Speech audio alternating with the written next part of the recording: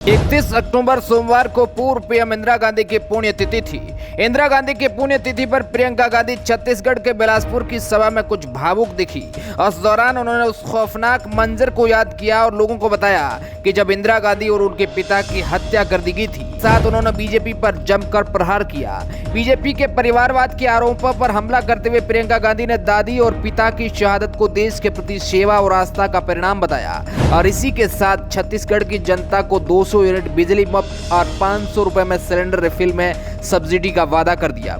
आज हम आपको प्रियंका गांधी के दिए हुए भाषण के बारे में पूरी जानकारी देंगे, इसलिए बने रहना इस वीडियो के एंड तक। दरअसल खेरागढ़ विधानसभा क्षेत्र के जलबांधा में एक रैली को संबोधित करते हुए उन्होंने कहा कि लगभग 6000 सरकारी उच्च माध्यमिक और उच्च विद्यालयों को स्वामी आत्मानंद अंग्रेजी और हिंदी माध्यमों में अपग्रेड किया जाएगा। उन्होंने कांग्रेस के सत्ता बरकरार रखने पर 200 यूनिट तक बिजली मुफ्त देने का भी वादा कर दिया। इसके अलावा उन्होंने कहा कि छत्तीसगढ़ में दोबारा चुने जाने पर कांग्रेस महिलाओं के प्रति गैस सिलेंडर 500 रुपए की सब्सिडी देने के लिए और महतारी न्याय योजना शुरू करेगी। स्वयं सहायता समूहों के ऋण और सक्षम योजना के तहत महिलाओं द्वारा दिए गए ऋण माफ किए जाएंगे।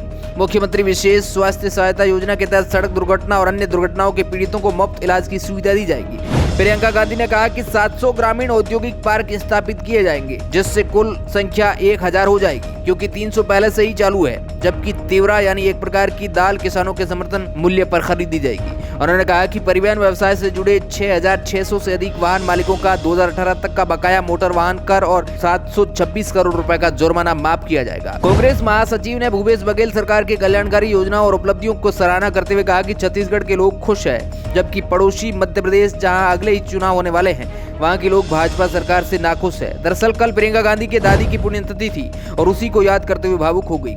उन्होंने कहा कि मुझे एक किस्सा याद आ रहा है। मैंने दादी से एक झोला मांगा, उसके बाद मैं स्कूल चली गई और तकरीबन 2 घंटे बाद सुरक्षाकर्मी स्कूल आए और हमें ले गए। उस दिन सुरक्षाकर्मी इतने सारे थे कि मुझे कुछ समझ में नहीं आया कि क्या हुआ, लेकिन उस वक्त मैं 12 साल की थी और राहुल 14 साल के थे। मैंने जमीन पर देखा कि खून था, पिताजी नहीं थे। माँ दादी जी को लेकर अस्पताल गई। हम लोग काफी सोच में पड़ गए। हमारी दादी सिर्फ मेरी दादी नहीं थी, वह पूरे देश के लिए माँ की तरह थी। हम सोच में पड़ गए कि कभी इस रात की सुबह होगी। इस घटना के बाद भी देश से हमारी आस्था खत्म नहीं हुई। इसके बाद उन्होंने कहा कि जब मैं 19 साल की थी तो ऐसी घटना हुई कि मेरे पिताजी की हत्या हो गई। हमारे ऊपर लोग परिवारवाद का आरोप लगाते हैं, लेकिन ये परिवारवाद नहीं है, ये देश के प्रति हमारी भावना है, देश सेवा की भावना है, देश के लिए आस्था। ये आस्था कभी खत्म नहीं होती है। जैसे एक जवान सेना में भर्ती होता है, उसके अंदर भी मेरे पिता और मेरे दादी की तरह देश पर मर मिटने की तमन्ना होती है, आस्था होती है। ये आस्था खत्म नहीं होती है। आप अच्छी तरह से पहचान कर राजनीतिक दलों के मकसद को ध्यान में रखकर वोट दीजिए। कैसी घोषणाएं करते हैं, क्या घोषणाएं पूरी करते हैं, ये सब सोचकर आप वोट करें। आप जागरूकता से सोचकर वोट करें। आप अपने देशभक्ति को ध्यान में रखकर वोट करिए। वैसे प्रियंका गांधी के इन विचारों के प्रति आपकी क्या राय है, कमेंट्स के माध्यम से जरूर बताएं। Bureau report, R media network.